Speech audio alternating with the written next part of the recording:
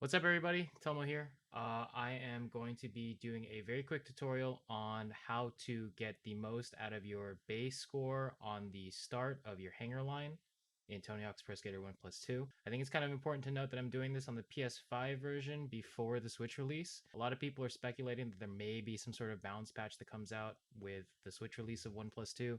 So we're just going to go through what I did. So this is the start that I do for my line, and it's the same line that I think almost everybody else uses. They get that big wall ride up into the half pipe in a level. So let's just run through it. It's a very quick video. So we'll run through it once, and then I'll break down. I'll slow it down. I'll break down a lot of the stuff that I do for it. Here we go. So immediately you'll notice that I actually do a wall plant to get my special meter. I don't know why a lot of people try to stale out their tricks using like grabs and flips, but you'll see this is the exact line I do, and in one trip to the half pipe in less than 15 seconds, I get 2 million points. I get enough score to get 2 million points. All right, now that we've gone through the whole thing full speed, let's slow it down, and I'll break down as much as I can for it for you, who might be looking for a higher score on Hangar. So we'll slow it down to about half speed, and I'll go through the run again and break it down in further detail. So like I said, the first thing I do when I want to start my runs is I always go for a wall plant. A 360 wall plant will give you special meter without actually having to do any tricks. So I do this simply because it's optimal. I think you don't use wall plants until you get to the Exodia part of this line, and really you don't want to waste any of your grabs. You don't even want to waste any of your flip tricks. You want as much base as possible to get to that sweet spot before you can transfer from the regular half pipeline to the Exodia part of the line. So now that I've got my special meter, I'm going to line up for the wall ride. This is actually pretty lenient. So we're going to go ahead and press play again. I'm going to go through this. I line myself up at the wall and I go for a wall ride, and you'll see that I don't stay on the wall very long before I hop off the wall. I wally. So you'll see I actually do a boneless into the wall ride to give myself as much momentum as possible going up, and I wally early. So see how early I wally here. So I boneless into the wall ride, and I'm pointing all the way up. I'm almost completely vertical when I choose to actually go for the wall ride. And you'll see there was like maybe a 3-frame gap where I'm actually buffering. You see I'm holding circle here. Wall plant into the wall, ollie off of the wall, and buffer an FS 540. For me, that's left right grab. So you'll see right here, we'll zoom in. We'll zoom in a little bit on the controller here, but we just go through it. You'll see I'm holding left, right, grab, and I'm already on the wall at this point. I think there's just a little bit of lag here, but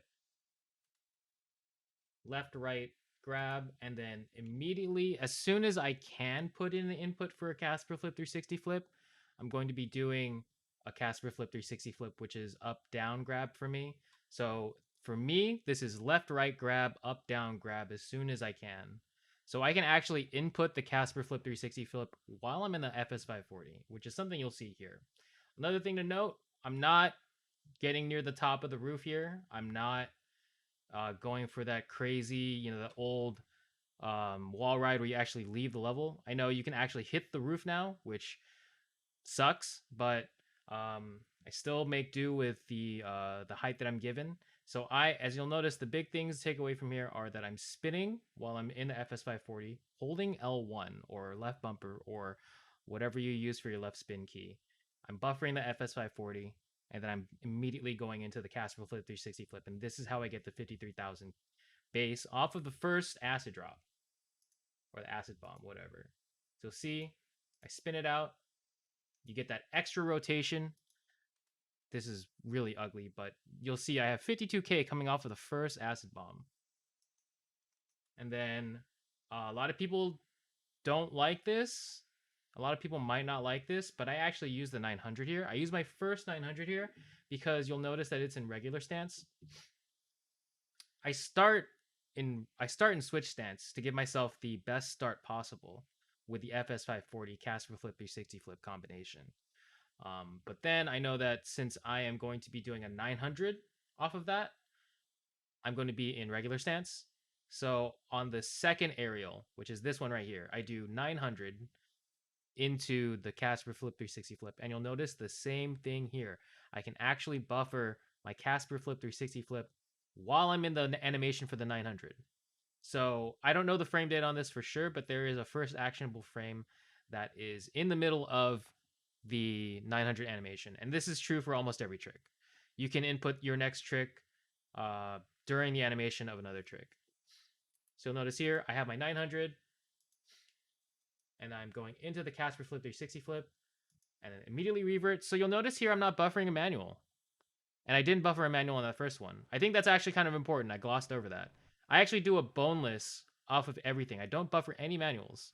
So there's enough room here for you to actually boneless off of the acid drop. So you acid drop, no manual, and then boneless yourself while you have enough speed to get to the other half of the half pipe. So see right here again. So I don't have a manual there. I don't actually have a manual there. I just use a boneless. So that gives you additional air. Obviously, lets you spin more. And you'll see right here, it actually gives me way more air for this Misty flip. And I'm able to actually get another flip trick off of that. So you'll see here, like a lot of other people, I use the Misty flip here. It's probably the most efficient special to use in this situation because I want to be buffering another double finger flip or a 360 varial or some other high value special or high value double flip trick. And so I have enough time here. I actually level out much higher than I would if I didn't use my bonus or if I had to buffer a manual out of that revert. So yeah, double finger flip. I'm at 125k base by 14 right now. And that's it. That's how you break it down. And there you go. 2 million in like 20 seconds, less than 20 seconds. And that is how I get my start on Hangar.